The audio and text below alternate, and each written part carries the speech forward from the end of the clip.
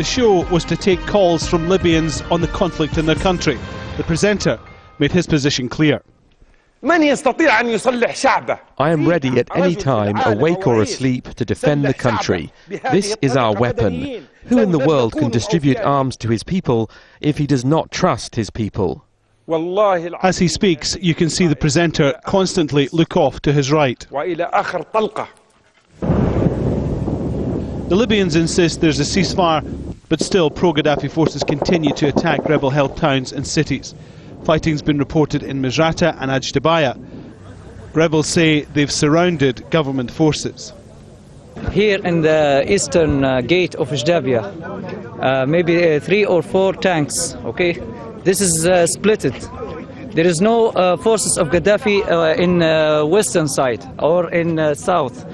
This is splitted and surrounded by these revolutions. Western aircraft have now flown more than 300 missions over Libya. More than 160 cruise missiles have been fired. The head of the British Air Force says Allied planes are facing no opposition. We are now applying sustained and relenting pressure on the Libyan armed forces. Their air force no longer exists as a fighting force, and its integrated air defence system and command and control networks are severely degraded to the point that we can operate over his airspace with impunity. The operation over Libya continues for the moment to be driven by Western countries who are keen to stress Arab involvement.